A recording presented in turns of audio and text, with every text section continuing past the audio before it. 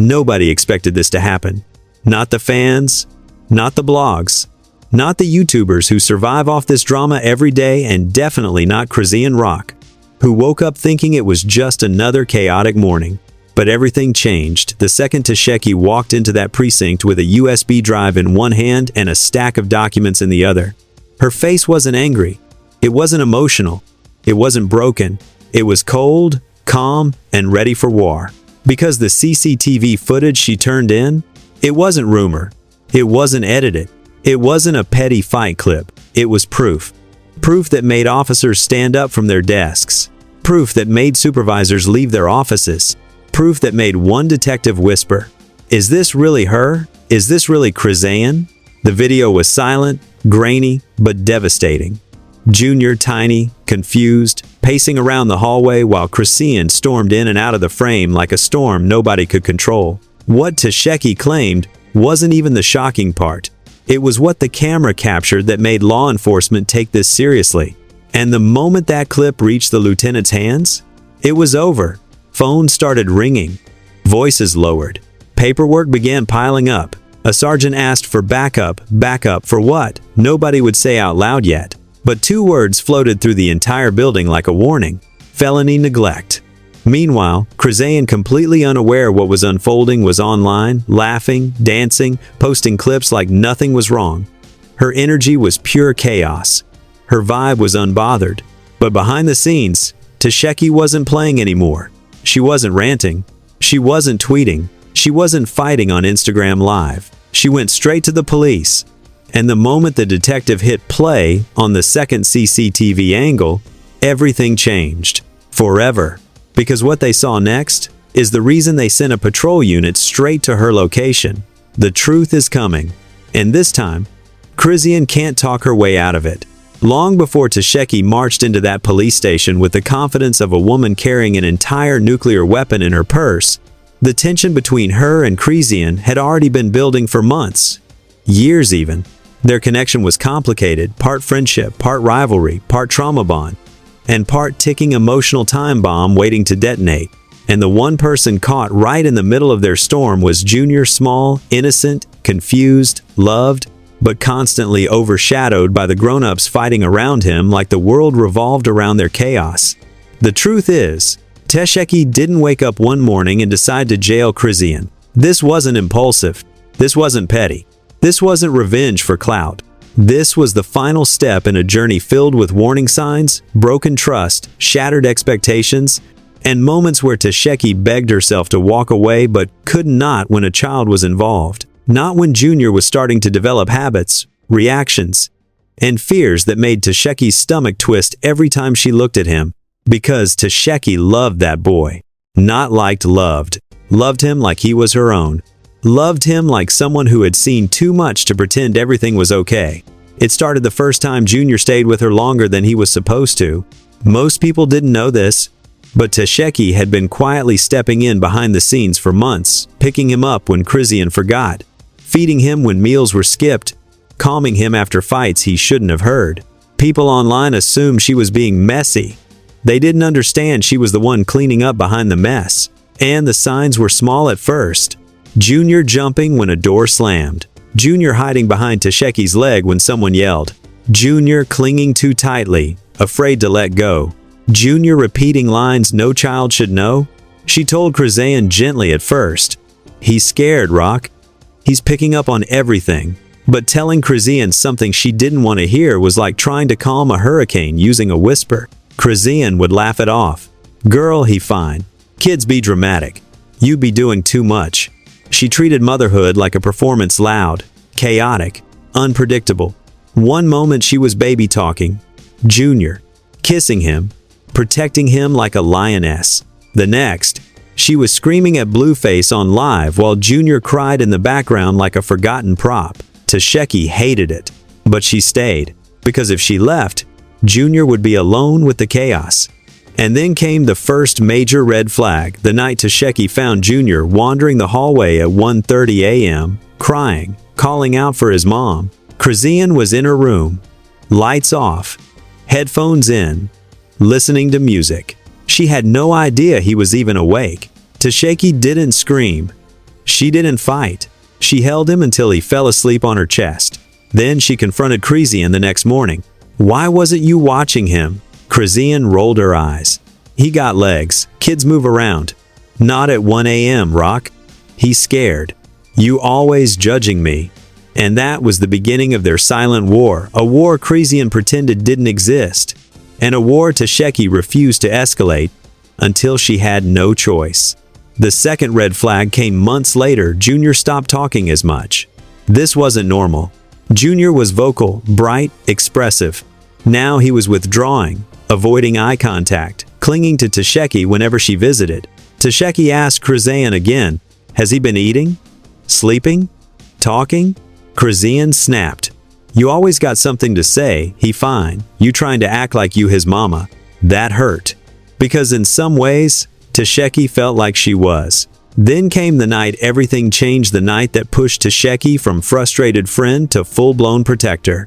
Someone sent her a small, shaky video clip taken secretly, quietly, like the person filming was terrified of getting caught. The clip showed Junior on the floor while Chrisean paced, yelling at someone on speakerphone, her voice echoing through the apartment. Junior flinched with every movement she made. When Tesheki watched that video, she didn't sleep for 2 days. She didn't eat. She didn't talk. She just stared at the screen, replaying it, trying to tell herself it wasn't what it looked like. But the more she watched it, the more obvious it became. Junior wasn't safe. At first, Tesheki tried handling it quietly. She confronted Chrisean calmly. "Rock, you gotta slow down. This ain't right." Chrisean exploded instantly. "Stop watching me. Stop judging me. You not perfect either." Tesheki didn't argue. She didn't scream back. She just left. And that scared Chrisean more than any argument would have. Because Tesheki leaving meant something bigger than drama.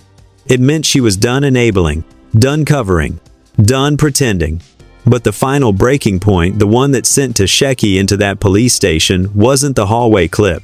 It wasn't the 1 a.m. crying. It wasn't the yelling.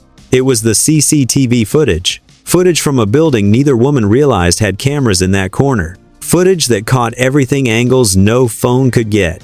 Moments no one expected to be recorded. Audio faint but visible, body language unmistakable. The footage showed Junior pulling at Chrisean's shirt, scared. Chrisean jerking her arm away. Too rough. Junior falling. Chrisean walking over him like she didn't notice. Junior sitting alone on the cold floor, hugging himself. Tesheki entering minutes later, instantly kneeling beside him, arms open. Junior running to her, crying into her neck. Chrisean returning on camera, looking annoyed, not concerned. The footage was damning, but the part that broke Tesheki's heart wasn't physical. It wasn't loud. It wasn't violent.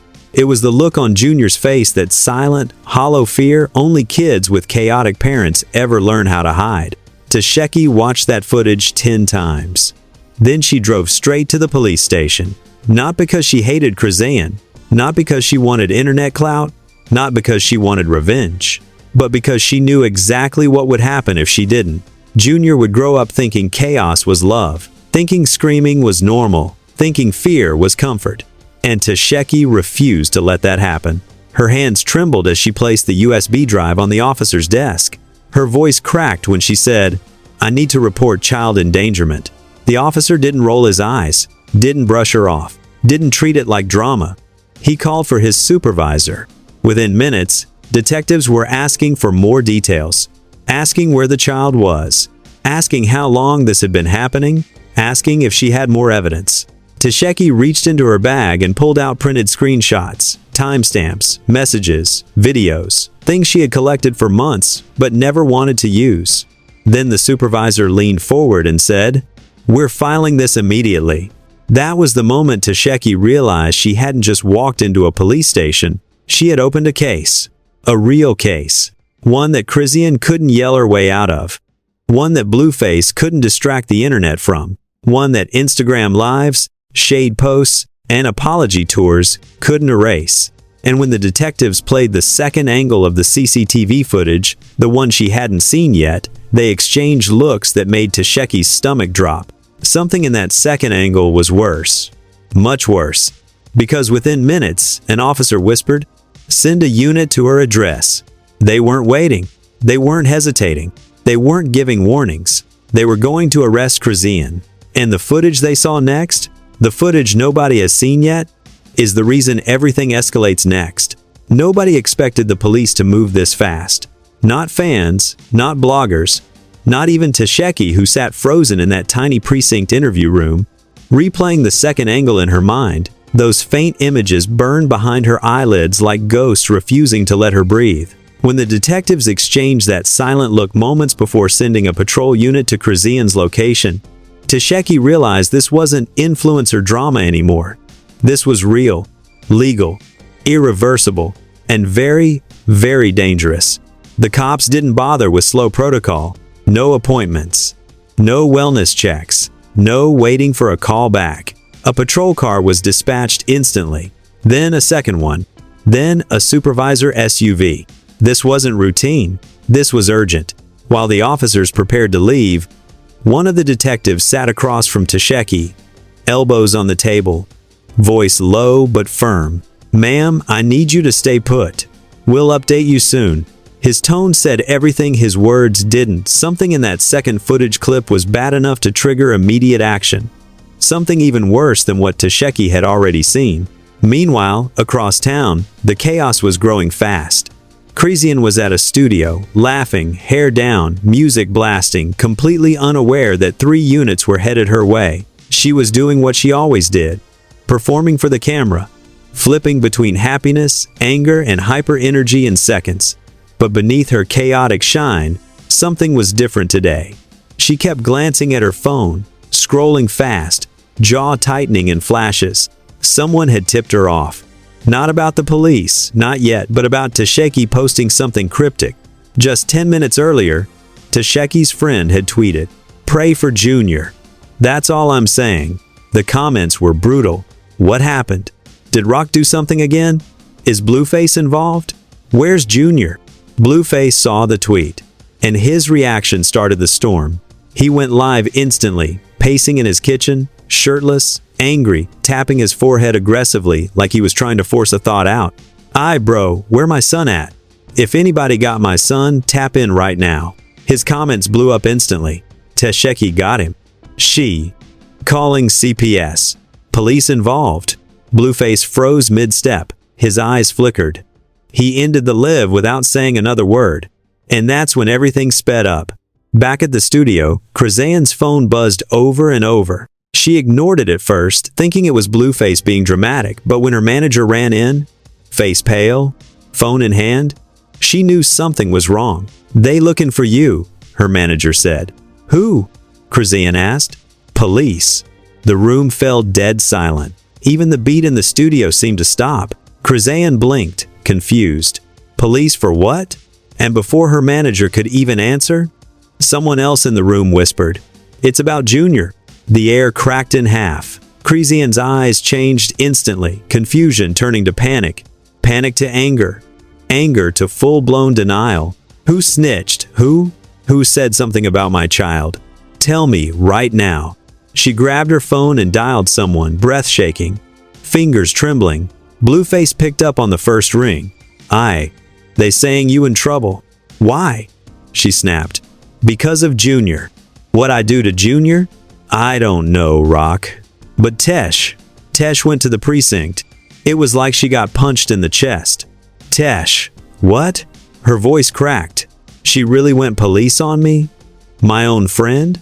The studio people watched quietly, terrified, no one daring to breathe wrong. "What'd she take?" Chrisean asked. "What'd she show them?" "I don't know," Blueface said, voice tight. "But they calling me too. Asking if I got custody, asking where he been staying." That's when the shock hit her, raw, cold, paralyzing. "Oh my God. Oh my God. They trying to take my baby." And just like that, the chaotic, loud, unstoppable Chrisean Rock broke. Her voice softened, her shoulders dropped, her hands trembled. She wasn't angry now. She was scared. But the officers were already on their way.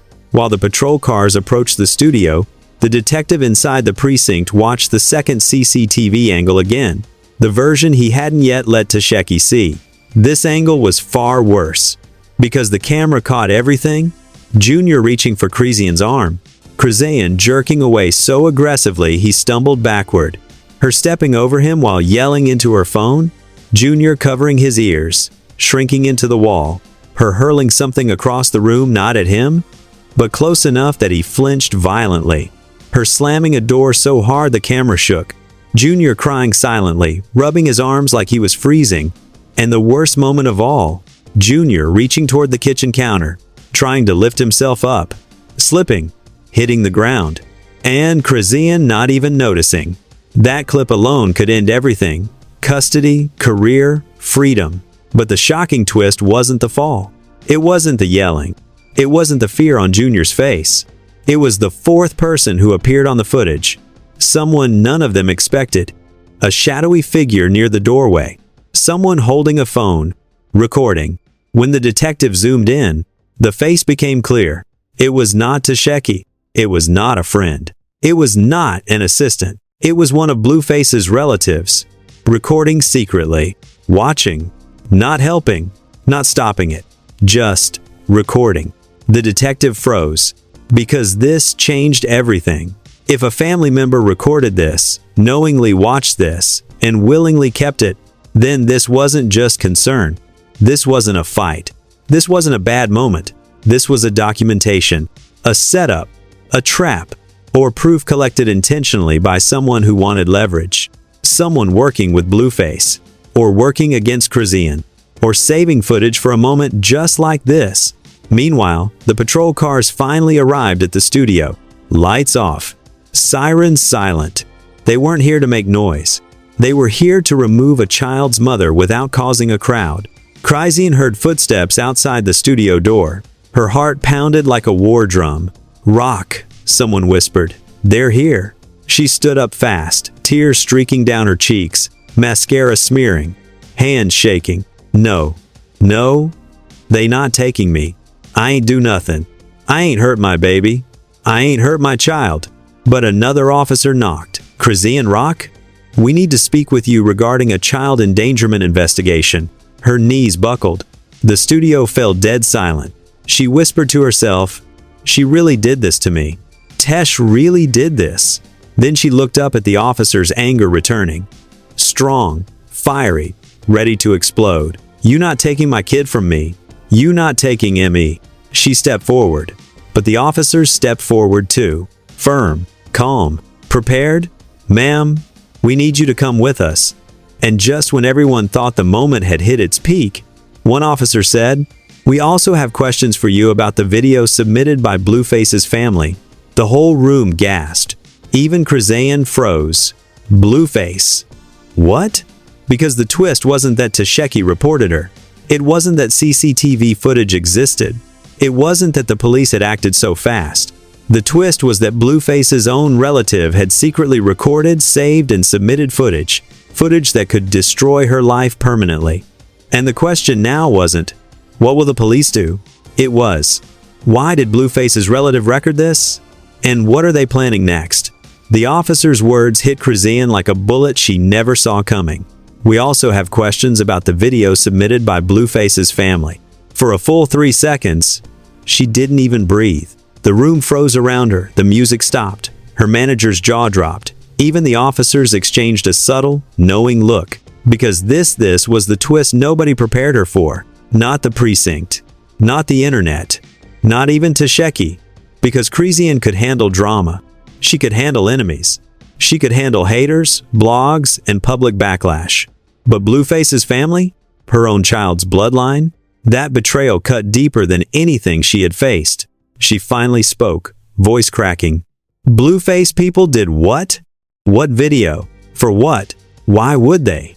But the officer didn't answer. He simply raised a hand, signaling her to quiet down. "Ma'am, please, we'll explain at the station." And those words "at the station" broke her. She dropped into a chair, rubbing her face, chest rising and falling like she couldn't catch her breath. Meanwhile, across the city, the detectives replayed the second CCTV angle again. But this time, they slowed it down, zoomed in, enhanced the shadows, sharpened the grain. The face became undeniable. It was not a passerby. It was not someone filming randomly. It wasn't even a friend. It was Blueface's cousin, the Sam cousin who had been quiet for months. Someone who always hovered in the background. Someone who lived in the same building. Someone who never spoke up publicly. Until now. And the timestamp? It was from a day Blueface wasn't even in town. That meant one thing. This relative had been collecting footage long before Tesheki turned anything in. And for what? For leverage? For custody? For revenge? For Blueface's benefit? Or for their own agenda? The detective leaned back in his chair, muttering under his breath. This wasn't one friend reporting another. This is a full-blown family setup. Meanwhile, at the studio, the situation escalated. The officers requested that everyone in the room step aside. Someone quietly unlocked the side door. Someone else grabbed their belongings. And Chrisean, in full panic, now tried to call Blueface again. He didn't answer. She tried again, straight to voicemail. She grabbed her bag and lunged toward the door, yelling, "I need to go get my baby. I need to get to Junior right now." But the officers blocked her path.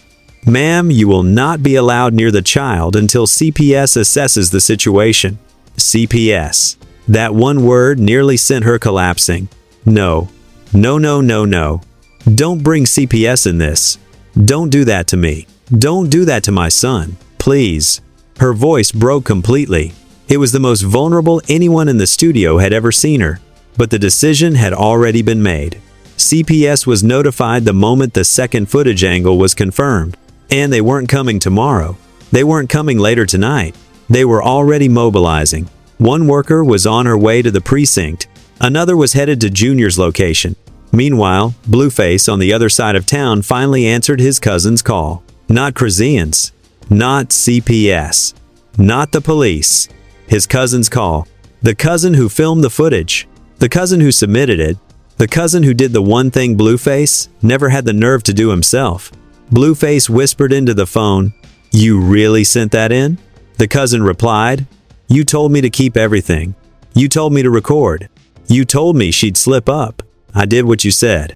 Blueface froze. Because this was the twist.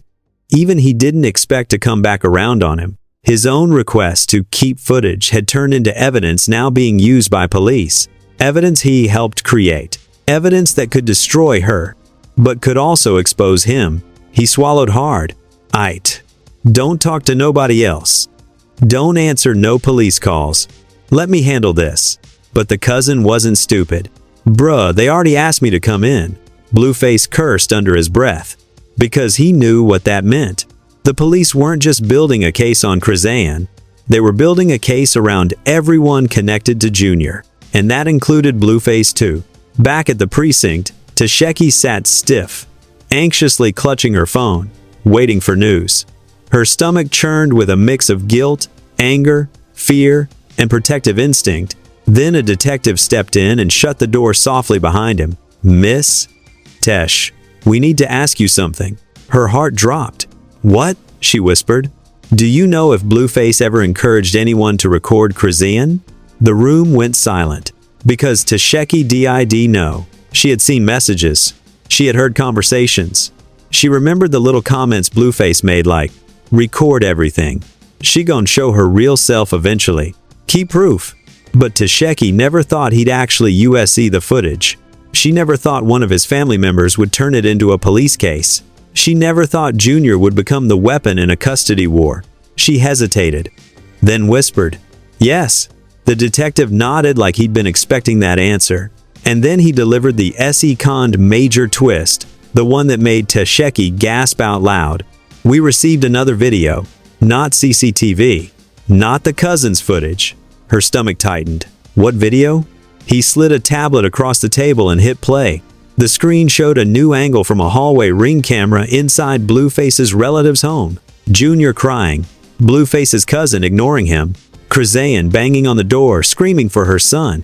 A voice behind the door whispered, "Don't open. Record everything." That voice was Blueface's. Tesheki's jaw dropped. This wasn't just a setup. This was a trap. A premeditated collection of proof. A strategic plan to make Chrisean look unfit, whether she slipped up on her own or not. The detective leaned forward. This is now a multi-sided investigation. You didn't just report Chrisean, you exposed a custody war. Tesheki covered her mouth in shock, because the real question wasn't, why did Blueface's cousin record her? It was, why was Blueface building a case? Before anything happened, why was he preparing for custody? Before Junior was even involved? What did Blueface know that Chrisean didn't? And the biggest question of all, what else did Blueface record? Because the cops now had 2 suspects, not 1. And the next footage they reveal will expose the truth both of them were hiding. By the time the clock hit 7:42 p.m., everything was happening at once. The police with Chrisean at the studio, CPS headed to Junior's location, Blueface pacing in his kitchen, and Tesheki sitting alone in that interview room, hands shaking as she realized she had stepped into a custody war, far uglier than anything she imagined. But nothing, absolutely nothing, could prepare any of them for the next piece of evidence that surfaced. Because the detectives had one more video cued, one final clip, one angle none of them had seen, one recording that didn't come from CCTV, didn't come from Blueface's cousin, didn't come from Tesheki, it came from inside Chrisean's own apartment. The detective placed a tablet between them and pressed play. The footage opened with Junior standing in the living room wearing only a diaper, holding a bottle upside down like he didn't know how to drink from it. He wandered toward the kitchen, calling out, "Mama?" No answer. He walked to the bedroom door. "Mama?" Still no answer. Then a noise. A thump. A crash. A muffled voice. Junior flinched, stepping back, confused. Then slowly, the bedroom door opened. And that's when the twist hit. The camera caught Chrisean, not yelling, not fighting, not drunk, not chaotic, but scared. Eyes wide, hands trembling, breathing hard. She wasn't angry. She wasn't violent. She wasn't ignoring him. She was terrified. Someone behind the door had just yelled at her. A deep voice. Not Blueface. Not a manager. Not a friend. A man no one recognized. "You better get that kid under control before I do it for you." Junior shrank. Chrisean froze. The man stepped into frame just long enough for the camera to catch the corner of his hoodie. Then the video cut off. Tesheki's blood ran cold. Who is that?" she whispered. The detective didn't answer. He just watched her, studying her reaction, waiting for her to connect the dots. "That wasn't Blueface," Tesheki said quietly. "No," the detective confirmed. "It wasn't." The second detective stepped in. "We believe there was a third person in the home. Someone neither you nor Chrisean mentioned." Tesheki's stomach dropped. "What do you mean? Third person?" He tapped the screen. "We didn't know this angle existed until another anonymous source sent it in." Anonymous. Again, someone else was involved. Someone who had access to her apartment, someone who had access to her cameras, someone who had been there. The detective leaned forward. "This isn't just a neglect case now. This might be a case involving threats." Threats? Suddenly, the picture wasn't black and white anymore. It wasn't just, Chrisean hurt Junior, or Blueface set her up. Now it was something darker, something bigger, something hidden. Someone else had been in that apartment, and they were the one yelling. They were the one scaring her. They were the one Junior heard. The detective tapped his notebook.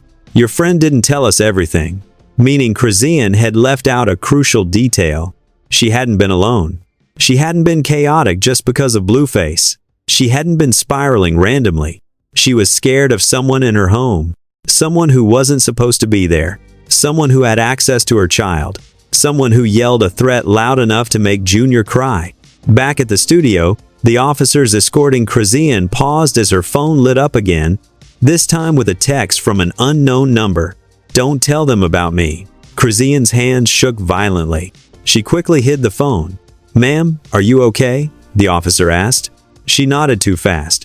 "I'm fine. I'm fine." But her eyes said otherwise. Because now she knew the truth. Blueface wasn't the only one watching her. Tesheki wasn't the only one documenting things. His cousin wasn't the only one recording. Someone else had been inside her home. Someone she didn't report. Someone she didn't mention. someone she didn't want to expose, someone dangerous, and they were watching her now. Meanwhile, CPS arrived at the home where Junior was staying. The worker stepped inside, greeted the relative and asked, "Is he here?" The relative froze, because Junior was not in the living room, not in his crib, not in the bedroom. The CPS worker's voice sharpened. "Where is he?" The relative panicked, rushing through the home. Junior wasn't there. The CPS worker immediately called it in. Code red. The child is missing. The entire precinct went into chaos. Detectives stood up. Phones rang. Officers sprinted. Tesheki stood, dizzy with panic. "What do you mean he's missing? Where is he? Where is Junior?" One detective turned toward her and screamed. His location signal was disabled. Someone turned off Junior's location tracking. Someone who knew how. Someone who planned this. Someone who was already one step ahead. Blueface got the notification at the same time. His face drained of blood. "Where the fed? Is my son?" Chrisean, sitting in the back of a police car, got a final text from that unknown number. A text that destroyed her. "I have him." The phone slipped out of her hands. The officers yelled her name, but she couldn't hear anything, couldn't breathe, couldn't move. Because the final twist wasn't the footage, wasn't the investigation, wasn't the betrayal. The twist was, Junior wasn't taken by CPS. Junior wasn't taken by Blueface. Junior wasn't taken by police. He was taken by the man in the footage. And the episode ends here, because the next chapter is no longer about custody, or neglect, or footage. It becomes a full-blown missing child case. And now you see why this situation has gone from a petty social media feud to one of the most terrifying, chaotic, and heartbreaking scandals the internet has ever witnessed. What started as a simple question, "Is Junior safe?"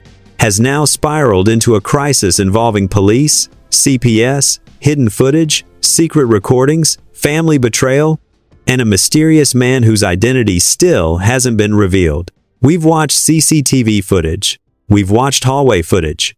We've watched Blueface's cousin secretly recording. We've watched Chrisean break down in real time. We've watched the police escalate. But nothing compares to what just happened. Junior is missing. Someone disabled his location. Someone took him before CPS got there. Someone who was in Chrisean's apartment. Someone who yelled at her behind that door. Someone she didn't report. Someone she didn't name. Someone she clearly feared. And now that Sam Man has sent her a text that every mother fears. "I have him." This is no longer drama. This is no longer gossip. This is no longer celebrity mess. This is a full-blown kidnapping investigation. And the clock is already ticking. Before this video ends, I need you, yes you, watching, to jump into the comments and tell me, do you think the unknown man is connected to Blueface? Do you think Chrisean was protecting someone dangerous? Do you think the cousin knew more than he admitted? Do you think this was planned from the beginning? And most importantly, where do you think Junior is now? Your comments matter because this story is unfolding live. The more engagement this video gets, the more the algorithm pushes it, and the more pressure gets put on everyone involved to tell the truth. So smash the like button if you want updates on the search for Junior. Comment your theories, I'm reading every single one. Share this video into your group chats, Instagram stories, and Twitter threads. And hit subscribe with all notifications on, because the moment the next piece of evidence drops, whether it's a confession, a new video angle, a police update, or a shocking leak from inside Blueface's family, I'll be right here breaking the story faster than anyone else. Stay alert. Stay watching. This case is far from over.